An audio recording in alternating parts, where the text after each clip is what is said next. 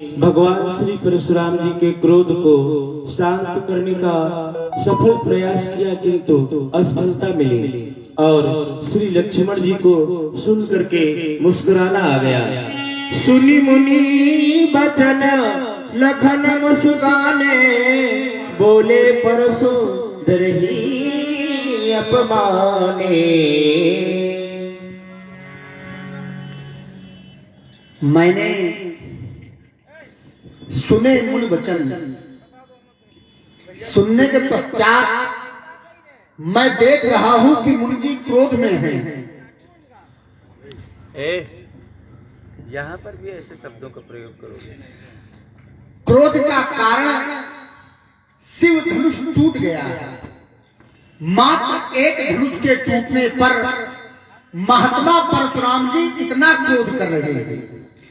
क्रोध के साथ साथ धनुष तोड़ने वाले को शत्रु भी मान रहे हैं, और शत्रु साधारण नहीं, सहस्र बाहु के समान शत्रु मानते हैं। विचार हम यह करते हैं, क्या धनुष तोड़ने वाला शत्रु हो सकता है? क्या धनुष तोड़ने वाले ने कोई अनुचित या अनैतिक या असंवैधानिक कार्य किया है जिसके कारण ये शत्रु मानते हैं?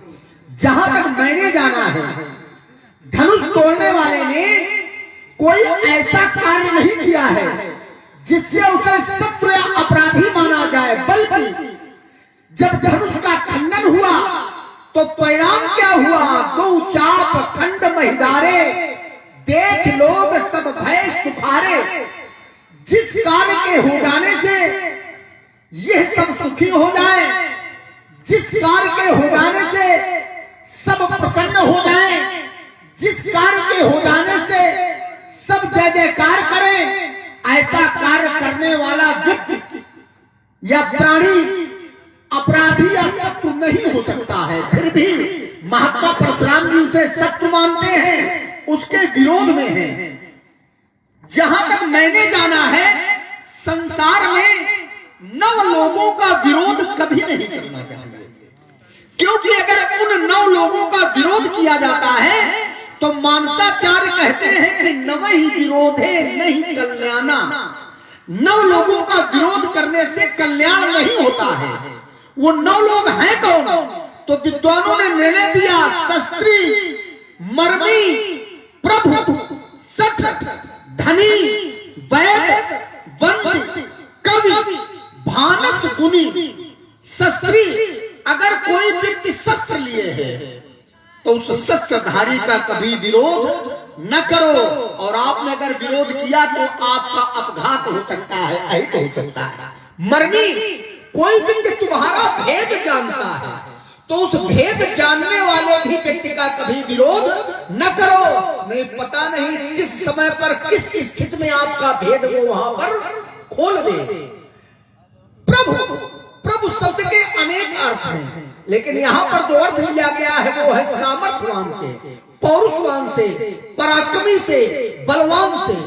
बलवान व्यक्ति का या सामर्थ्यवान व्यक्ति का कभी विरोध नहीं करना चाहिए। आपने विरोध किया तो अपने बल के माध्यम से आपके प्रति क्या क्या करवा सकता है या क्या कर सकता है। सब शब्द के भी अनेक अर्थ हैं, लेकिन यहाँ पर जो अर्थ लिया गया है वो है मूर्ख।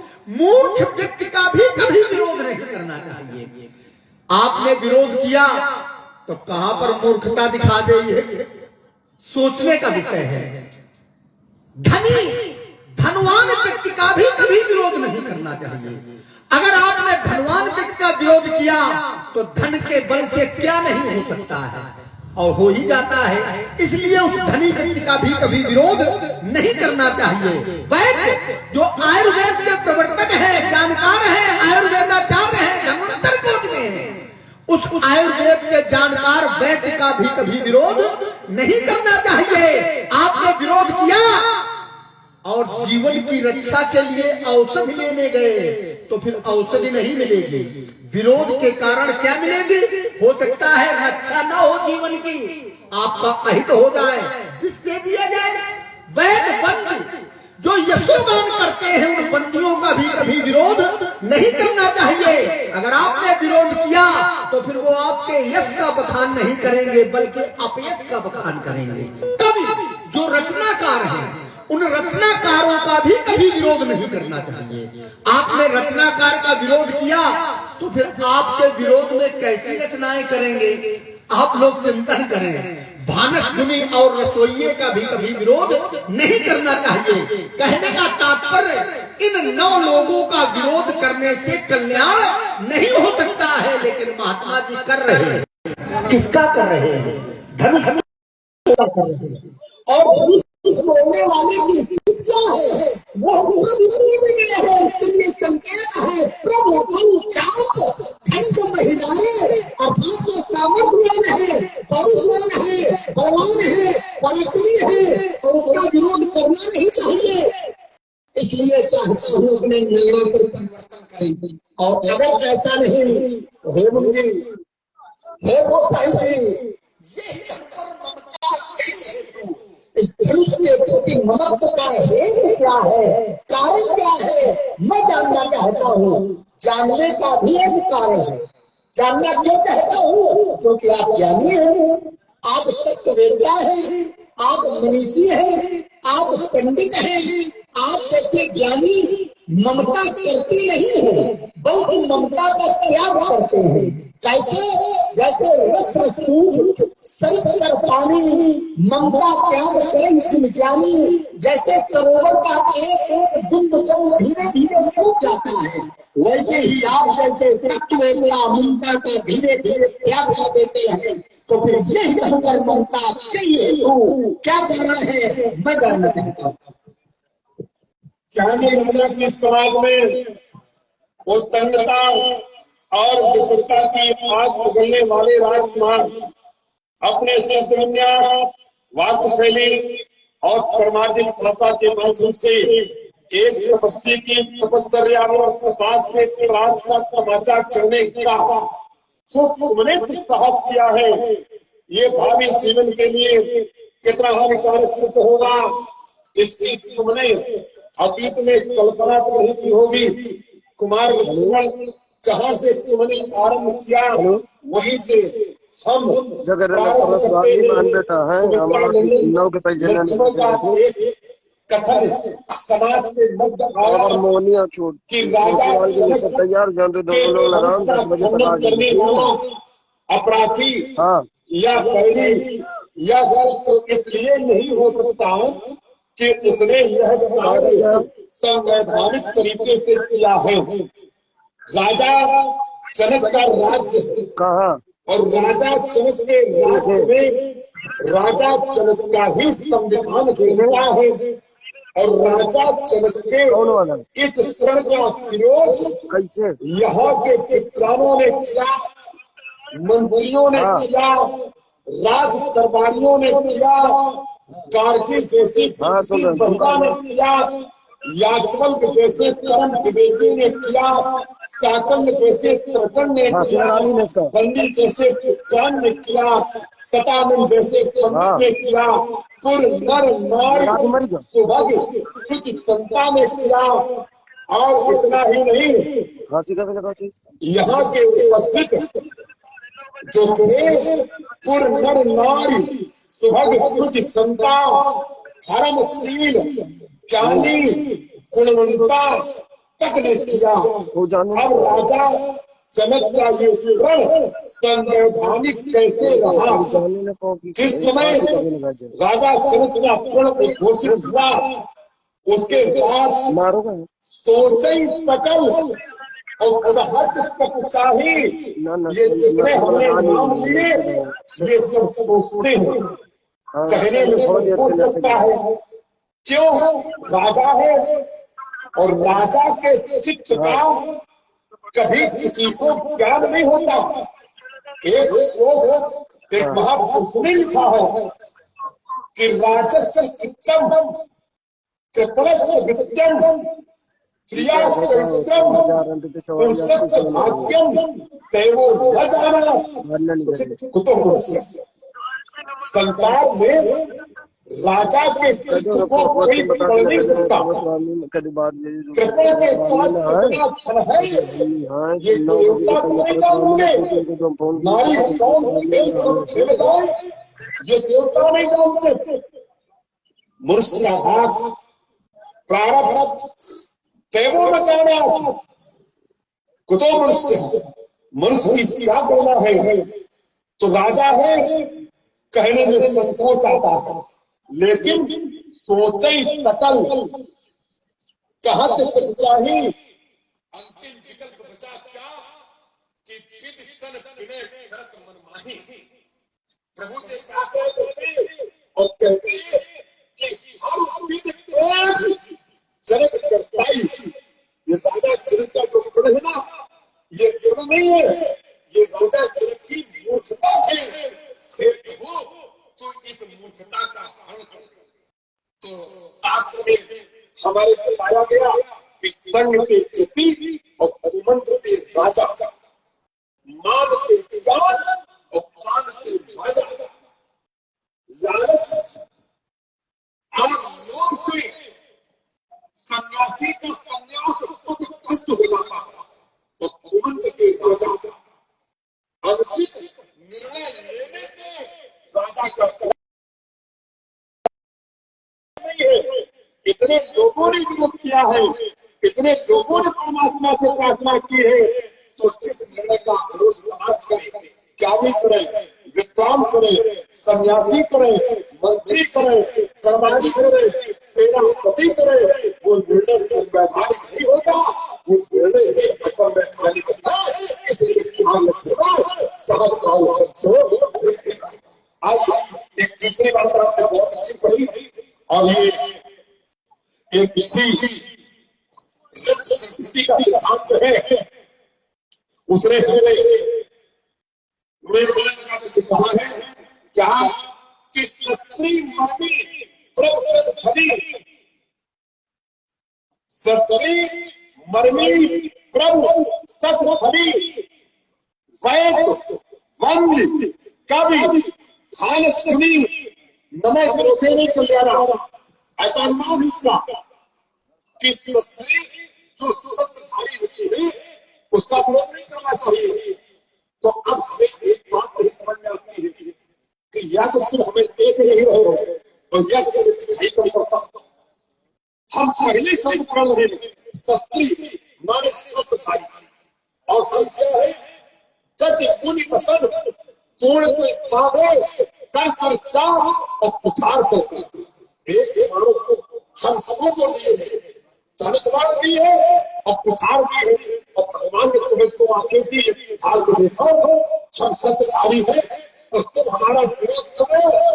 सुन मन वचन रखे मुस्कारी बोले बोले धरे हमारे, तो नमक को देख कर निकल जावा। इन नौ में किसी का विरोध करो तो कल्याण नहीं होता है।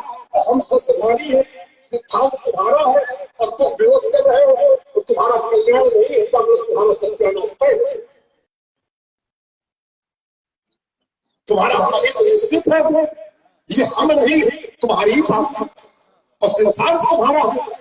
तो तुम्हें इस पर विचार करने की आवश्यकता है कि हम जीते जी तो आज एक बात अंतिम तुमने कही, तमाम चिंतन के बाद ये घर पर होगा सार्वजनिक भी हो शास्त्री भी हो, ये आपके विवाद बहुत जीवन में होते हैं। सब बात भी आप सुनते रहते हैं। आज एक सत्संग की धरती बना रहा हूँ, इसलिए ये घर पर मिलता तो उससे कोई मिलता नहीं, उसका एक कमल को करता। जब मैं आया तो हमारे परिवार ने हमसे इस शरीर को लग करके बाकी कि परशुराम भगकुल कमल पतंगा, पतंग माने सूर्य मातंग की बात पेश किया। हम सूर्य, और जहां सूर्य होता है वहां रात्रि नहीं होती, जहां राम तहाँ काम नहीं, और जहां काम नहीं राम, और तुलसी कमल रह सके रवि रजनी एक था। कभी सूर्य और रात्रि एक स्थान पर नहीं रह सकते, तो हम सूर्य हैं और रात्रि ममता है। कैसे? मद मोह महा ममता रजनी तम पुंज दिमाग तेज अली बनता थी। और हम सूर्य, जब सूर्य निकलता तो रात्रि होती। जहाँ परशुराम है वहाँ ममता नहीं हो सकती। इसलिए फिर पालक प्राणवश ये केवल के समान चले संस्कृतार्थम विदित सकल कहा तुम्हारी संध्या जिन्होंने लोकार्थ परोपकारार्थ जनहितार्थ एक पद भी आगे नहीं बढ़ाया और इन्होंने जीवन में सकल संसार। मुझे हंसी आ रही है। हंसी ये आ रही है, महात्मा परशुराम जी के जो 3 बिंदु हैं या जिनका धरातल उन्होंने बनाया। मैंने कहा धनुष तोड़ने वाले ने न तो कोई अनुचित कार्य किया है, न अनैतिक किया है, न असंवैधानिक किया है। महात्मा जी ने कहा लक्ष्मण धनुष तोड़ने वाले ने असंवैधानिक कार्य किया है। हम शब्द को पढ़ गए। असंवैधानिक कार्य कैसे किया है? कहते हैं या बोल कर ऐसा ज्ञानी। भैया बातें न करो, थोड़ा बैठ जाओ प्यास ध्यान से, थोड़ा इसको सुन लो। बातें तो जीवन भर होती रहेगी।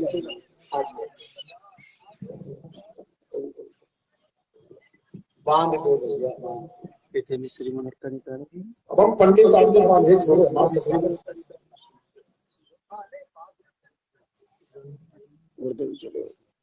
पिछले जन्म में बलि को मालूम है।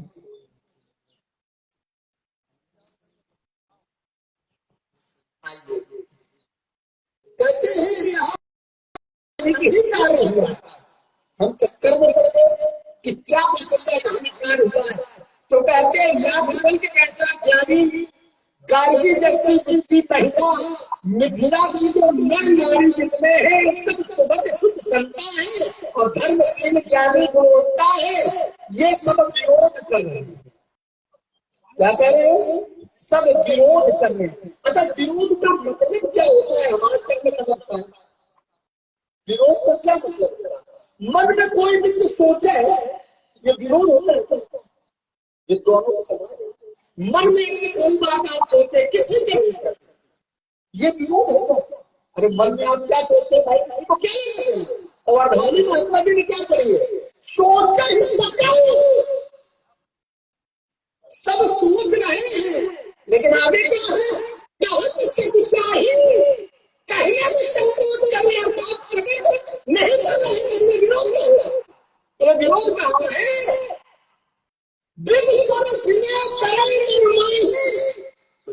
ब्रह्मा जी से विरोध कर रहे हैं। विरोध का और बिना में क्या करेंगे?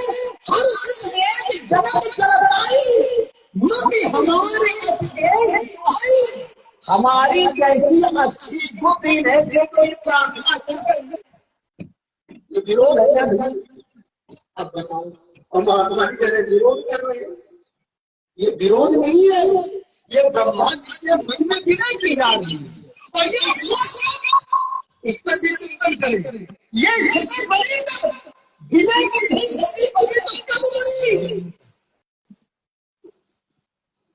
देश अमुक अच्छा भी कोई नहीं जो जानती ये सब आई आ दिया। तो यहाँ पर प्रकट नहीं किया जा रहा है।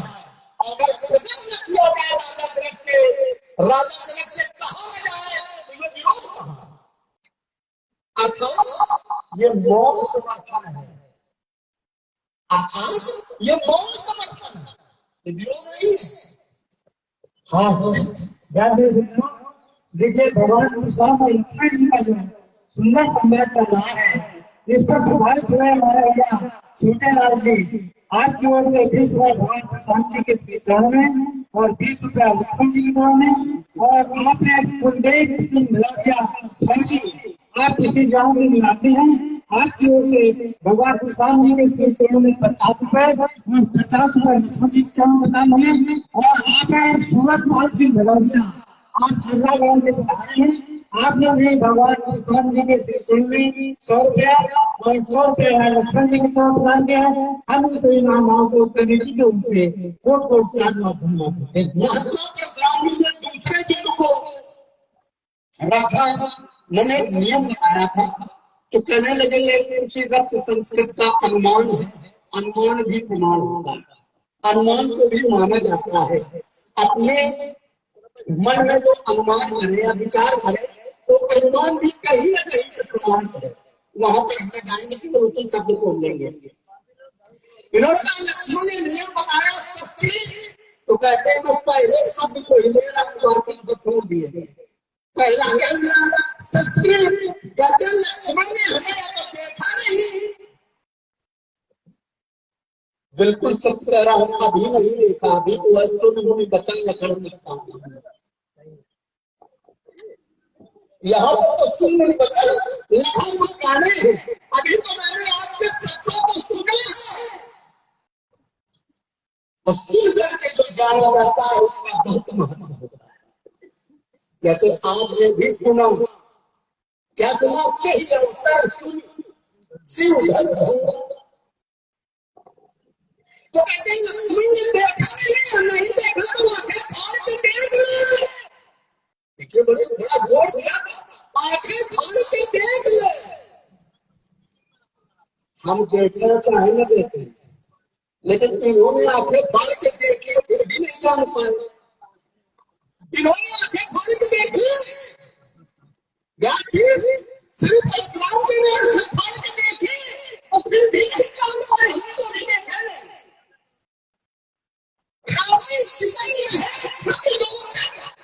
ये चिकई रहना क्या है, तो क्या देखा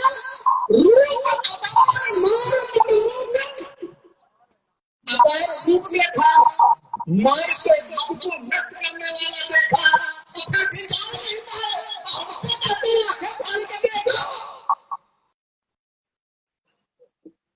और मैं जो कर रहा हूँ अपने चरित्र का निर्माण करता हूँ और संसार में हर प्राणी को का चित्र भले न अच्छा हो, इस बात को बिल्कुल रेखांकित करिए। व्यक्ति का चित्र भले न अच्छा हो लेकिन उसको चरित्र का अच्छा, क्या बात है। और अपने चरित्र को जरूर जीना चाहते हैं। और मैं अपने चरित्र को जी रहा हूँ, मैंने संस्कृति का विरोध में रखा हूँ, तो मैं अपने चरित्र को जी रहा हूं। क्यों? क्योंकि बालक अगर अनुचित भी कर दे, बालक अब आप स्वीकार कर रहे हैं, बालक अगर अनुचित भी कर दे या अनुचित कुछ कहे तो क्या रोक लगाया जाता है, क्या बन गया ना। तो नियम कहता है जो लड़का कभी सचेतन नहीं तो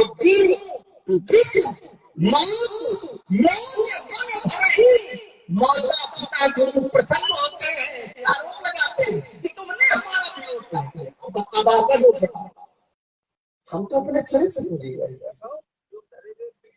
कहते हैं तुम ममता की बात करते हमें ममता नहीं है। हमने कहा ममता क्यों नहीं? तो कहते हैं मैं सूर्य हूं और जहां सूर्य होता है वहां रात्रि नहीं होती, मतलब वहां अंधेरा नहीं होता, होता है। एक काल खंड ऐसा भी होता है कि वहां पर रात भी होती है, अंधेरा भी होता है, अंधेरा कभी होगा जहां जिसका आधार प्रकाश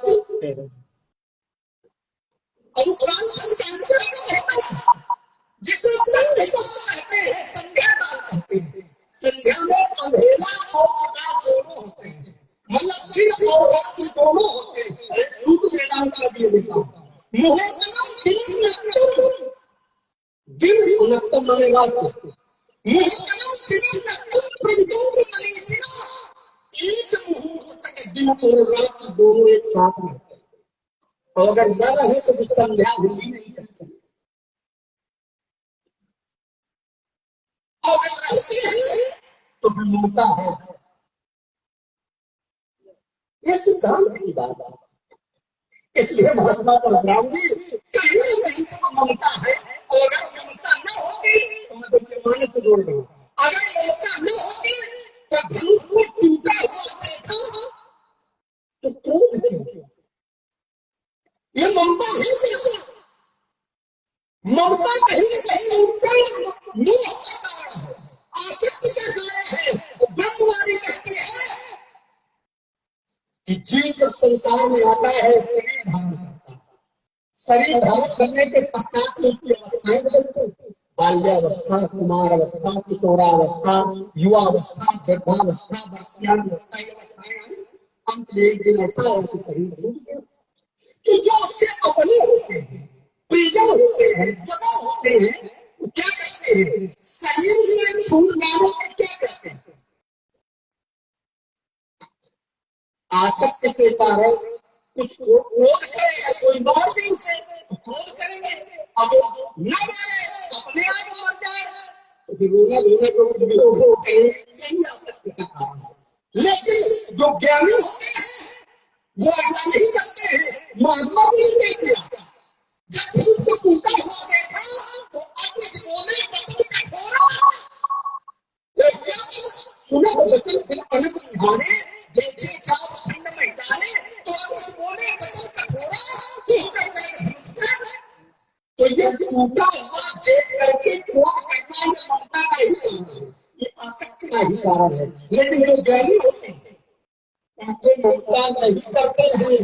तो अगर ये ज्ञानी है ये बिंदु लगाओ तो फिर ममता न करे, ये क्रोध न करे, क्रोध का त्याग करे। इस पर आपने क्या करी है मैं समझ करना चाहता हूँ।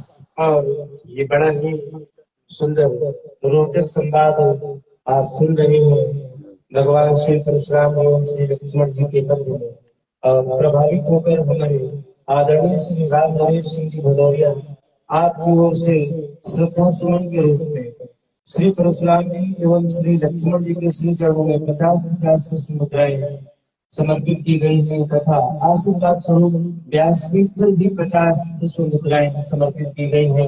हम आशीर्वाद की कामना करते हैं। तुम्हारे वक्तव्य के श्रृंखला की तृतीय कड़ी का जहां से समापन होता है, मैं अपने वक्तव्य के श्रृंखला की तृतीय कड़ी का वहीं से उद्घाटन करता हूँ। लक्ष्मण ने कहा ममता होती कहाँ पर है? ममता होती क्यों है? ममता के आसक्ति के कारण क्या है? महत्व क्यों होता है? इस पर शास्त्र हमें एक उत्तर करता है। आपकी उपस्थिति गरिमामयी है और उस उपस्थिति के समाज लाभान्वित न हो पाए तो फिर ये मेरी ममता बोली जाएगी। इसलिए मैं चाहूंगा कि आपके साथ ही आपका आगे की हमारी हो, साथ की धरती पर ही ममता की फसल उगती है। ऐसा ये ग्रंथ कहता है क्या कि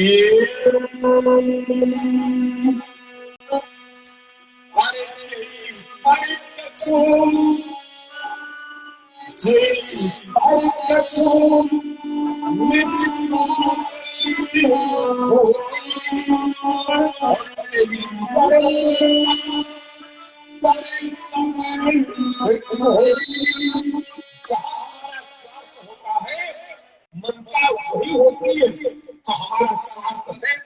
और स्वार्थ क्या है? व्यक्तिगत नहीं है स्वार्थ, हमारा व्यक्तिगत नहीं है स्वार्थ, हमारा राष्ट्र हित के लिए है। इन्होंने अपने काल खंड में एक बार त्रिपुरासुर का वध किया। त्रिपुरासुर हुए जिस समय पर तारकासुर के 3 बेटे तारकाक्ष, कमलाक्ष, विक्रमाली वरदान प्राप्त करके संसार को नष्ट करने का काम करते थे, आतंक का पर्याय बने थे, अधर्मी थे, सज्जनों को सताते थे, ऋषियों के तालाब में आग लगा करके विध्वंस कर देते थे, आवास तोड़ देते थे, गायों का पालन नहीं करने देते थे। ऐसे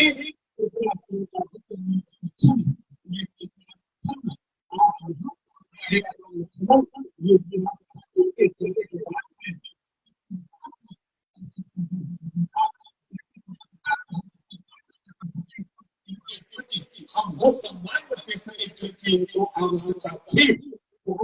ये था, अब ममता भाव होती है। और कहीं उसको हमने गंभीरता के साथ में समझ किया कि धर्म जो ममता है वो केवल ममता नहीं है, वो ममता श्रद्धा भाव से है, आस्था से है, लोक कल्याण के लिए है। हमारी स्वार्थ व्यक्तिगत की ममता नहीं है, और स्वार्थ व्यक्तिगत की ममता क्यों नहीं है, उसका एक कारण है। मैं आपको फिर इसका एक उत्तर दे देता हूँ कि ममता ये अच्छी नहीं होती। हमारे शास्त्री ग्रंथों में, हमारे संतों ने बताया कि ये ममता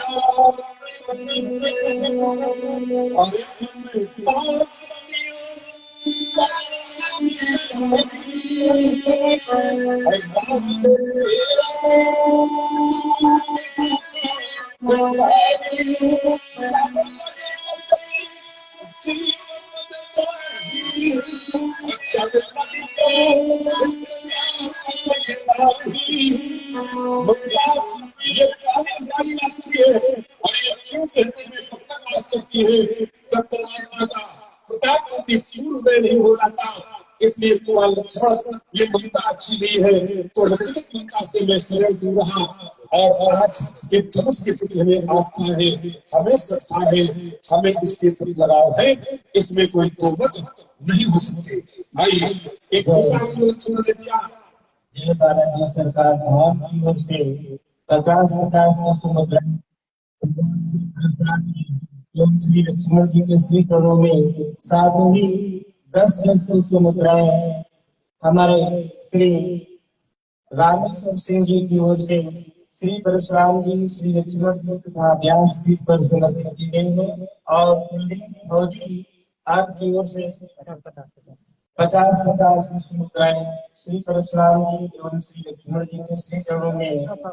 और साथ ही हमारे श्री ओम नारायण सिंह जी आपकी ओर से 50 विष्णु मुद्राएं भगवान श्री परशुराम जी एवं श्री लक्ष्मण जी के श्री चरणों में, 50 विष्णु मुद्राएं व्यास पीठ पर। और हमारे श्री राम बहादुर सिंह जी भदौरिया आपकी ओर से 20 पुष्प मुद्राएं श्री परशुराम जी एवं श्री लक्ष्मण जी के श्री चरणों में, साथ ही 10 पुष्प मुद्राएं व्यास पीठ पर भी समर्पित की गई है।